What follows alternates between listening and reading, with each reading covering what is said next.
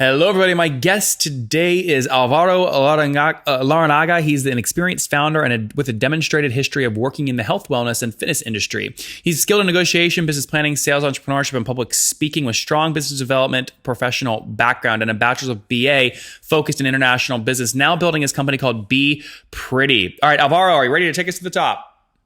Yeah, let's go. All right. So what's bepretty do? Is it a software company?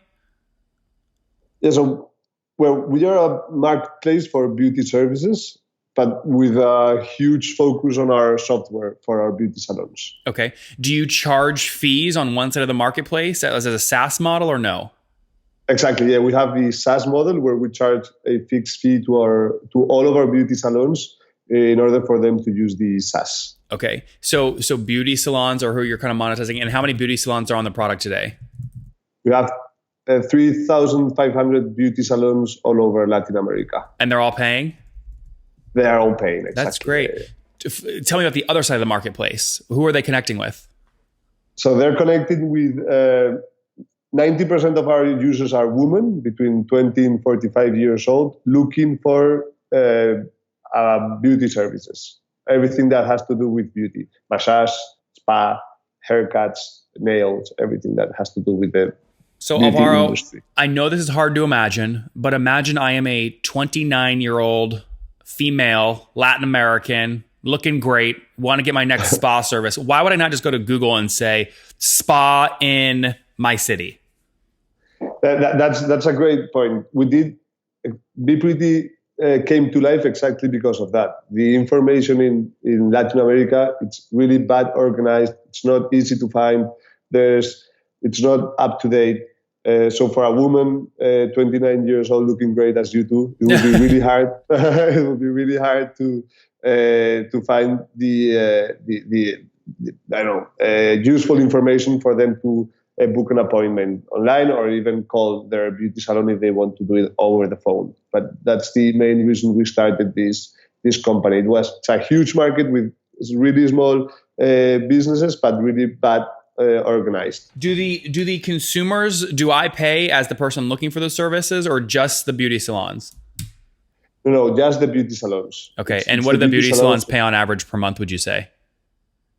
We charge them, it's around 8 to 9% of all the beauty services they do through our platform. And that's approximately in US dollars, that's $80 a month, $90 a month per salon, depending on the markets, but that's an average. Okay, so about $80 per salon, and that's 8% to maybe 10% of what you drive them. So we can multiply that by 10. You drive them about $800, $900 worth of business a month?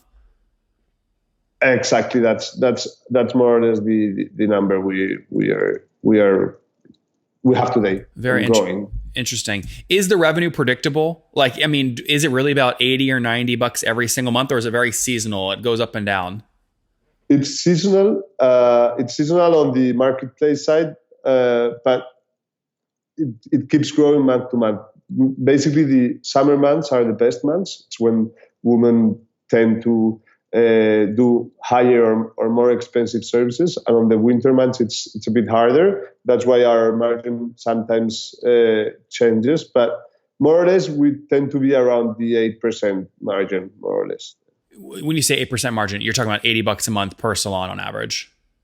Exactly.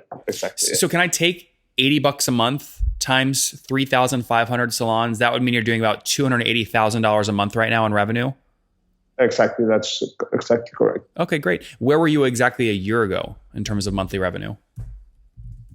We grow 3 times, a bit more. It's 3.6 times exactly our year growth. We opened 2 new markets this new year, so that has helped increase our revenue. Okay, so that means you were doing what, about $95,000 a month about a year ago, and you've 3x'd year over year.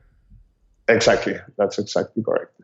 Getting 3,500 beauty salons signed up, especially in a marketplace model, you have a chicken and egg problem. It's very difficult. How did you get the first beauty salons and the first women consumers using you?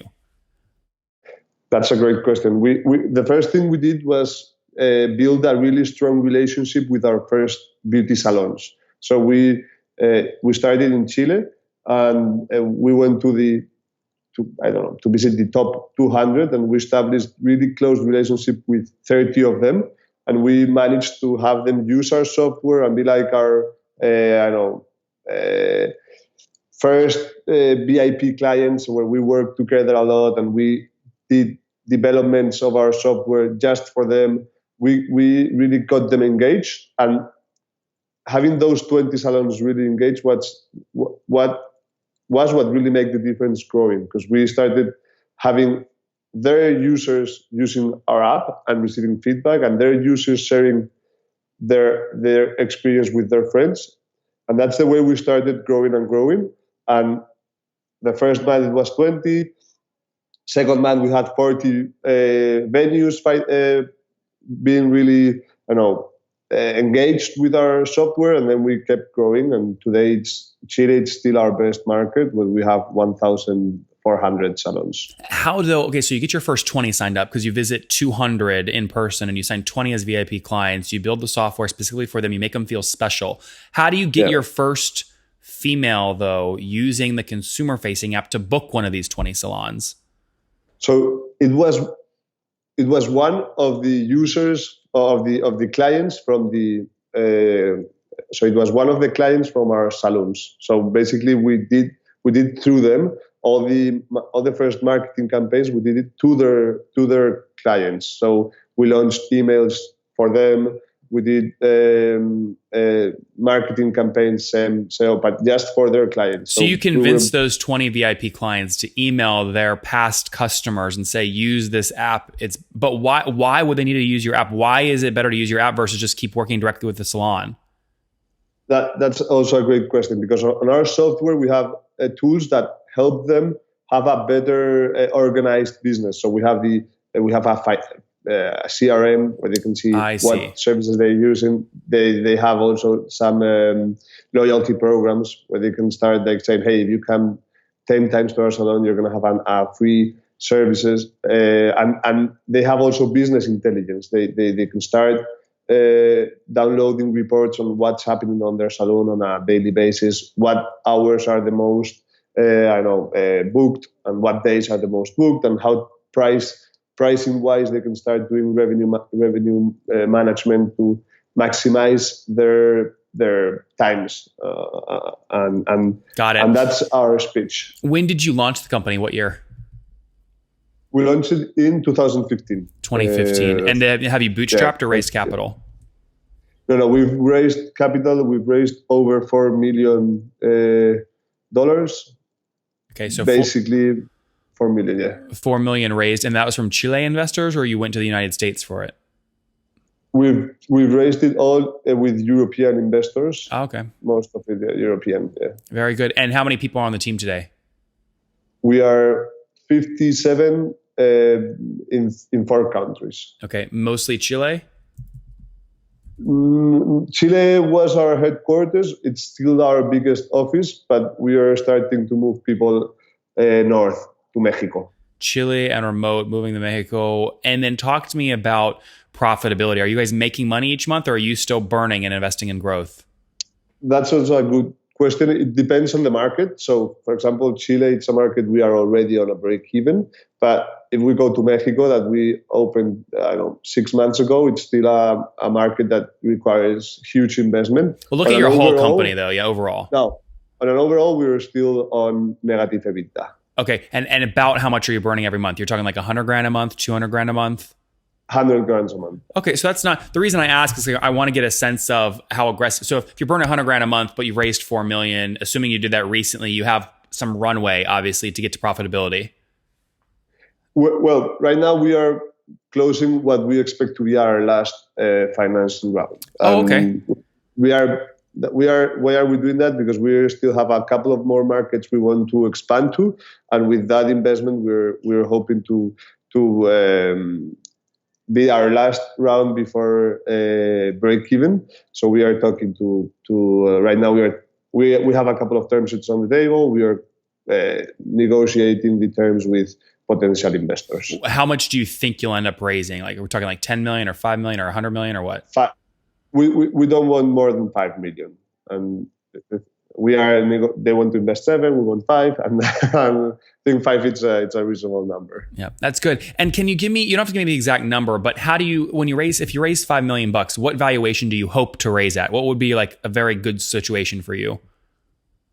So basically, when raising the money right now, we're thinking or talking on a $25 million valuation. Okay, so that would be if you're doing kind of 280 grand per month right now. You're currently at what 3.3 million in terms of ARR, and if you want to raise that at 25, you can obviously do the math. What's that, like an 8x, something like that? Yeah, exactly. Net revenue. You think you'll get it? You told me what was my best scenario. So raising 5 million on call like a 20 or 25 pre. Yeah, something like exactly. that. Very good. Well, I hope that goes well for you. Let's wrap this up with some of the other economics, right? So churn is critical in a SaaS company. What's your churn today on the Salon side, and how do you keep it low? So our churn it's approximately 18% annual churn, and the amazing thing about this churn it's mainly based because salons close. They close the operation. There are a lot of salons that open and close. In Spain, we say that when we get bored, we open a bar. In Latin America, when people get bored, they open a beauty salon. And that's great for us, but we have a lot of people in the market that open salons with not a huge business-wise mind. So that makes it really hard for them to manage their financials and to manage their employees. So there's a lot of opening salons that after a couple of months close because they don't have a really clear business-wise. What are we doing to improve that? We are working hand-to-hand with the salons on many other aspects. We are working with them on the financial side.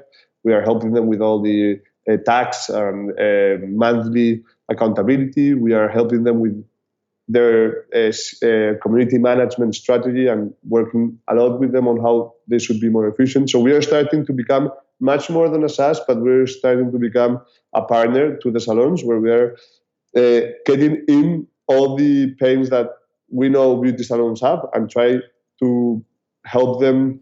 Totally, I understand. Talk to me about what it costs you to get a new salon that makes you $80 per month. Are you spending $1,000 to get the salon, or $100, or what? No, it's $125 more or less per salon. Okay, and so you make that back in under 2 months? Exactly. On the salon side, yes. Our challenge now it's on the marketplace side. But yeah, the salon side, it's a really clean...